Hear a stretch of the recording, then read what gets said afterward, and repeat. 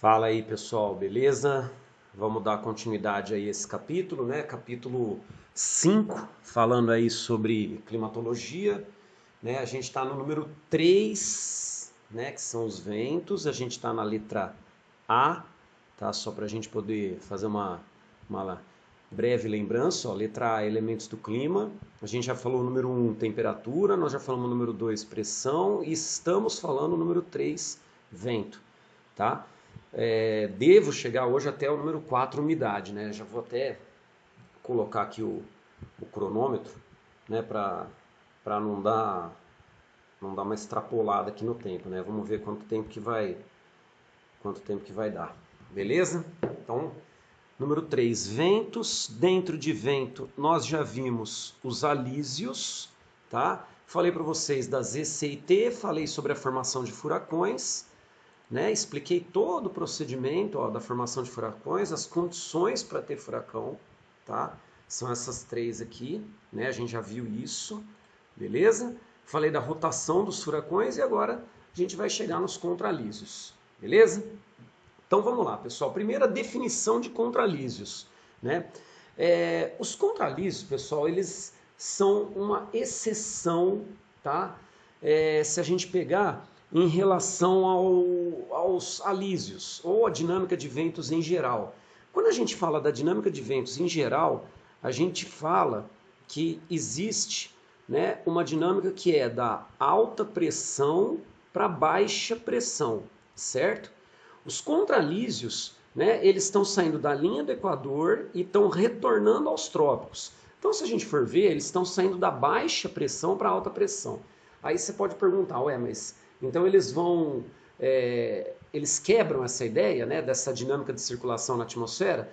Na realidade, não. Por quê? Porque eles não respeitam a dinâmica geral de circulação na atmosfera. Por que eles não respeitam essa regra? Por quê? Vamos lá. Eu não falei para vocês que os alísios, na hora que eles vêm para a linha do Equador, eles estão saindo de uma área mais fria, indo para uma área mais quente, então existe uma mudança térmica e eles pegam umidade, eles ganham umidade. A hora que eles chegam na linha do Equador, chove. Quando chove, eles vão perder essa umidade, ganhar altitude e o movimento de rotação da Terra vai empurrar esses agora contralísios de volta aos trópicos. Então, o que dá para a gente falar é que a dinâmica dos contralísios ela só existe por causa da rotação da Terra. Coloca aí a definição de contralísios então. Põe assim, ó, ventos, ó, isso é importante, ó, ventos secos que retornam aos trópicos após perder umidade na linha do Equador, ventos secos que retornam aos trópicos após perder umidade na linha do Equador,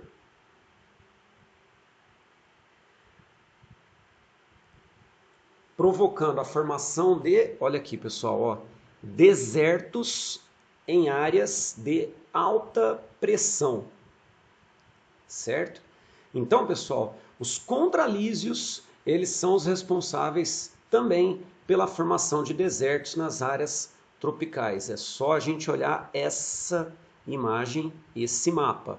Ó, essa região é do Trópico de Câncer. A gente tem aqui deserto do Arizona, né, deserto do Novo México, tá? Ó, aqui, deserto do Saara, deserto da Arábia, deserto da Austrália, deserto do Kalahari, deserto do Atacama, beleza?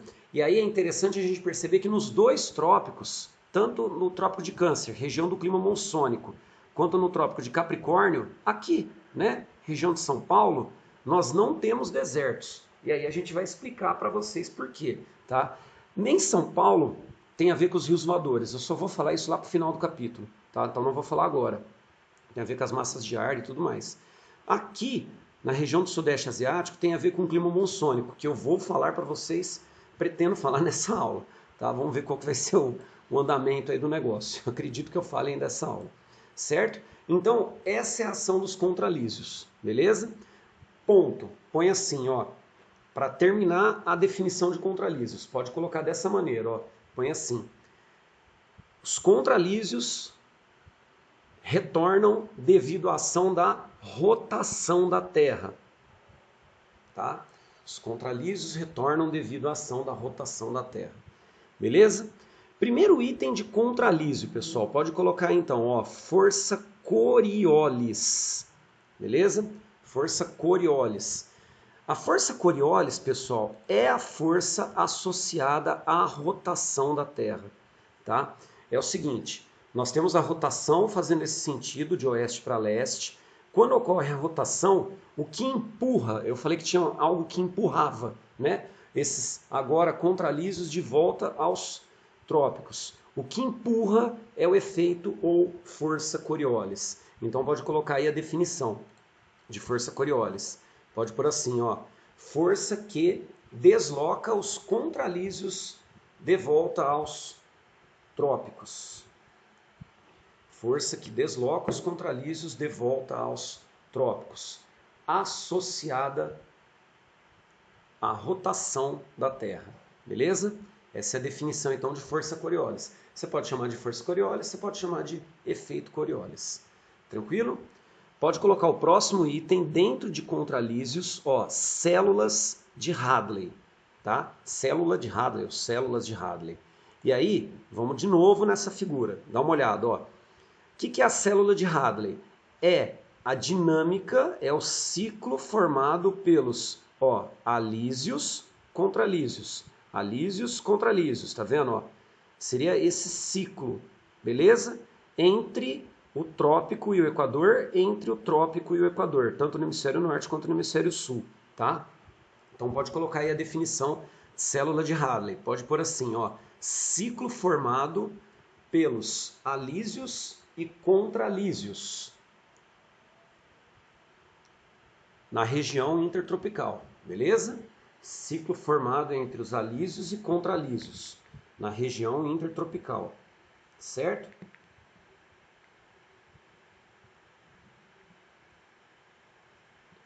Bom, agora, pessoal, vamos falar dessa questão aí. Pode pôr aí, ó, anticiclonais.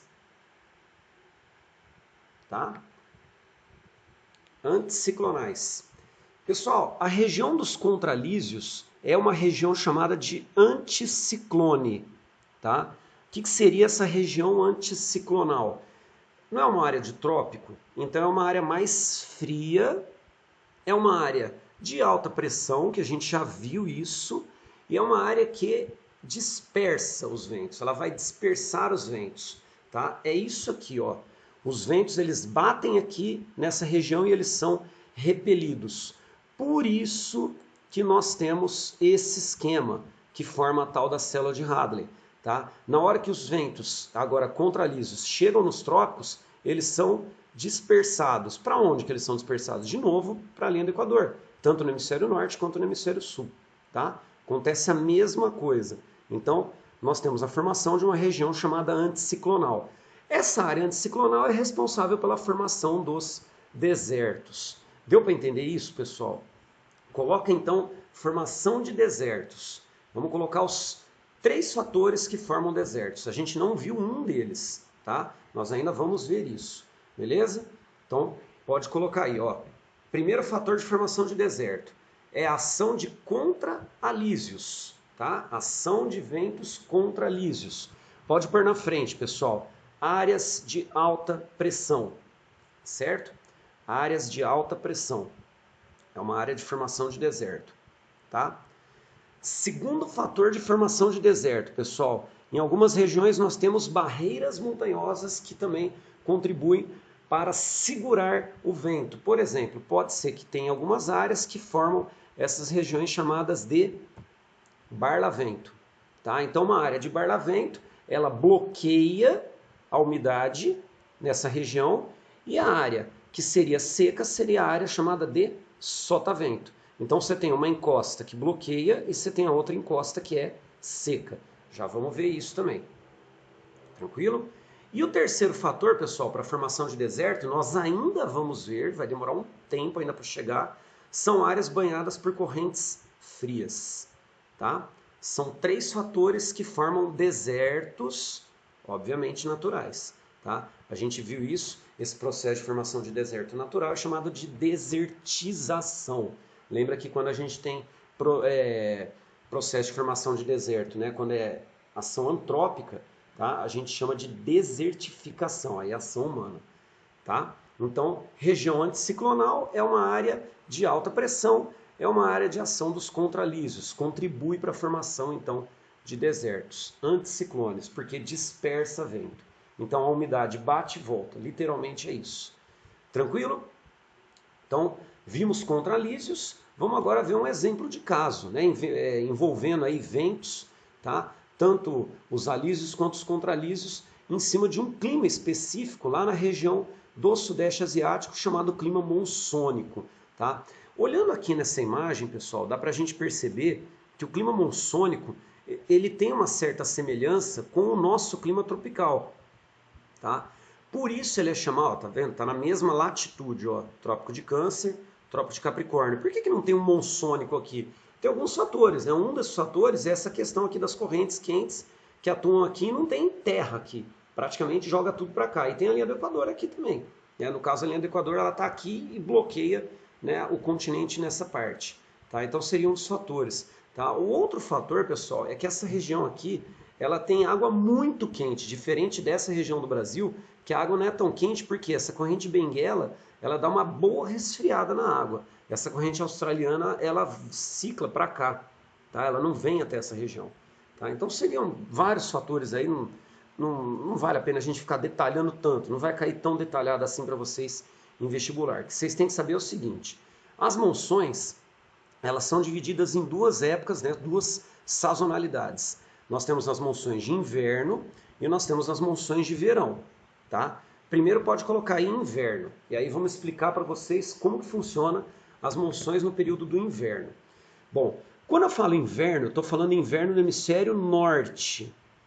Se é inverno no hemisfério norte, é verão no hemisfério sul. Lembrando que a linha do Equador está mais ou menos aqui. Tá?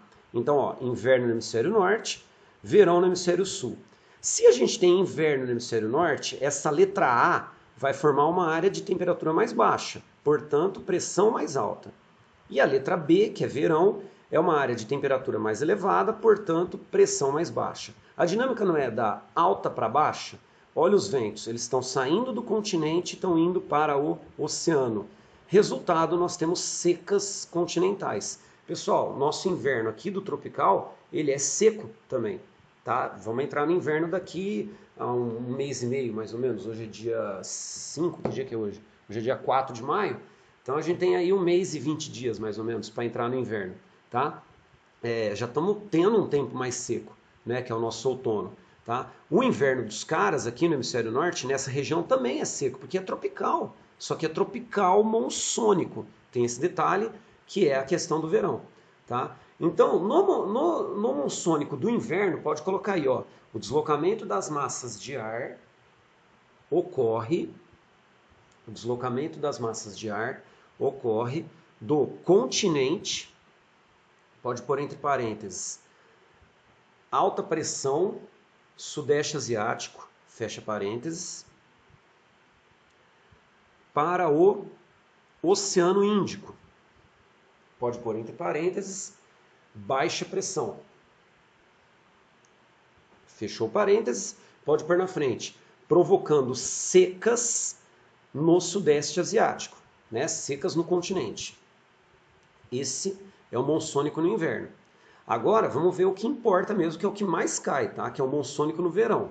No verão, a gente tem que pensar que o hemisfério norte é uma área de alta temperatura. Se o hemisfério norte é uma área de alta temperatura, forma uma área de baixa pressão. O Oceano Índico, que agora é verão, é inverno, é uma área de temperatura mais baixa, opa, tá aqui, fiz o contrário aqui, ó, mais baixa, formando uma área de alta pressão. A dinâmica vai ser do oceano para o continente. Então, ó, da região de pressão mais alta para a região de pressão mais baixa, certo? A grande questão é a seguinte, já vai ter a umidade que está sendo deslocada, naturalmente. Aqui é linha do Equador, que é uma área quente, Também naturalmente. Aqui é uma região de correntes marinhas quentes. Então a umidade ela é intensificada. Vai sair umidade das correntes quentes, vai sair umidade natural da linha do Equador, porque é uma área mais úmida, mais a dinâmica que está jogando umidade para cá. Resultado, vai chover absurdamente na região do monsônico aqui no Sudeste Asiático. Vai chover muito, só para vocês terem uma noção. O nosso tropical, no verão, ele tem uma média ali de 215, 220 milímetros de chuva, que é chuva pra caralho. A gente lembra disso, né? Ali dezembro, janeiro, chove pra cacete, tá? O equatorial, ele tem uma média ali na região amazônica de 350 milímetros, mais ou menos. Pessoal, o monsônico, no verão, tem uma média de próximo de 400 milímetros. É um negócio descomunal tanto que chove, tá? Então coloca aí a explicação do monsônico de verão. Põe assim, as massas de ar se deslocam do Oceano Índico, aí pode pôr entre parênteses, alta pressão, fecha parênteses, para o Sudeste Asiático, pode pôr entre parênteses, baixa pressão. Aí depois do parênteses pode colocar assim, ó, sendo intensificadas pela região equatorial, ó, é aqui, e pelas correntes marítimas quentes do Oceano Índico, provocando chuvas torrenciais no Sudeste Asiático.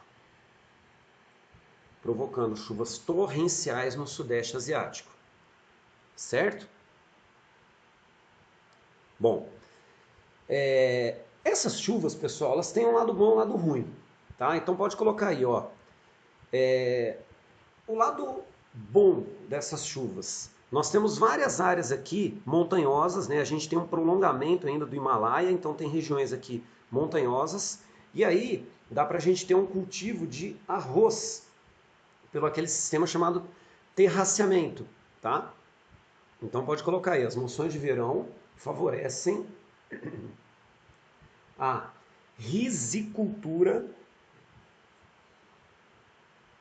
no Sudeste Asiático. Porém, vamos ver o outro lado agora, pessoal. Tem muito país pobre aqui, né? A gente tem aí Butão, Bangladesh, Nepal, né? O próprio, vamos falar aí, Vietnã, Filipinas, Indonésia, não são países totalmente ricos também, tem problemas de infraestrutura.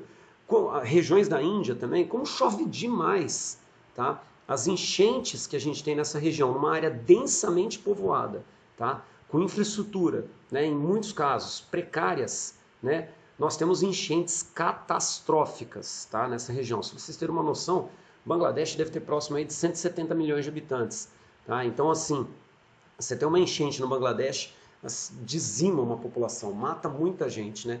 Por causa de doenças, por causa da própria enchente em si, né? Então é complicado, é uma região complicada por causa dessas chuvas intensas. Beleza? Tranquilos? Então, ó, clima monsônico. Pode colocar agora o número 4, umidade, tá? Vamos ver aí os tipos de chuvas. Umidade. Pessoal, primeiro tipo de chuva, ó, chuva chamada convectiva, tá? Vai formar aqui uma célula de convecção, que seria isso, beleza? Né? Lembra de corrente de convecção que a gente viu lá no manto, né? Das placas divergentes, né? É isso, é um ciclo, né? Formado. Então, olha só, como que forma a chuva convectiva, pessoal? Nós temos que ter um dia quente, e aí o ar quente, ele sai da superfície, e à medida que ele ganha altitude, ele se resfria, tá? Aqui na atmosfera, como a temperatura é mais fria, nós temos o ar frio que é descendente. Resultado, nós temos um choque.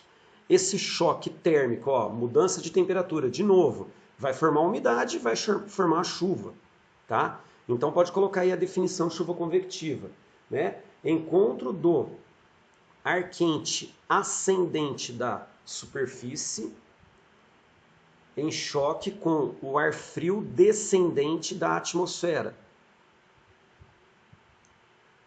provocando a formação de chuvas. Aí, detalhe, ó, chuvas de alta intensidade e curta duração, tá? Pode pôr na frente, né? Põe até entre aspas. É a famosa chuva de verão, beleza? Né? A gente chama de chuva convectiva, mas é a chamada chuva de verão. Então, a chuva convectiva ela é muito comum em períodos de verão, né? Porque nós temos uma temperatura mais elevada na superfície, esse ar quente ele tem tendência a subir e nas áreas da atmosfera, como é bem mais frio, né, por causa da altitude, o ar frio tem tendência a descer, forma uma corrente de convecção e a gente tem a chuva convectiva. Tá? Pode ocasionar granizo, depois a gente vai até ver o granizo. Já está dando mais de 20 minutos aqui de aula. Vou falar da chuva frontal e eu vou parar. Essa aqui não tem problema parar no meio, né? Chuvas. Aí vai faltar a chuva orográfica e eu falo de granizo e neve, certo? Então vamos lá, chuvas frontais, como que funciona? Chuva frontal, pessoal, normalmente ocorre num dia de inverno, né? Olha só, a gente tem uma temperatura mais fria e a gente tem esse avanço da frente fria, tá vendo? Ó, a temperatura está mais fria, inclusive na superfície, tá? E aí vem uma massa de ar um pouco mais quente, né? De repente aquele dia de inverno que, né, a temperatura está mais fria e aí vem uma massa mais quente. A gente está no Brasil, clima tropical, pode acontecer isso, né? Resultado, você tem um choque das duas massas de ar, as duas massas de ar na atmosfera, por isso frontal, elas se chocam na atmosfera. E aí vai ter a diferença térmica, vai provocar a formação de chuvas, tá? Então pode colocar aí a descrição de chuvas frontais. Põe aí, ó, encontro do ar quente com o ar frio na atmosfera, provocando chuvas de baixa intensidade, aquela garoa, né? Chuvas de baixa intensidade e longa duração. Tá? Pode colocar aí que é uma chuva que tem, né, probabilidade maior de ocorrer no inverno. Tranquilos? Vou parar por aqui então, já vai dar para vocês anotarem muita coisa, tá? E aí na semana que vem eu volto, né? Eu falo desse exercício aqui que é de chuva frontal, até bom que eu recupero o assunto, tá? Falo da chuva orográfica, falo de neve e granizo e começo fatores climáticos, que já seria a letra B de bola. Fechou, pessoal? Então, tamo junto aí, né? Deixarei depois lá umas atividades. Hoje não vai ter, porque vocês vão ter a prova vocês vão ter essa semana aí a prova, né, tal. Eu deixo atividades só de aprofundamento. Beleza, gente? Valeu aí. É nóis, hein?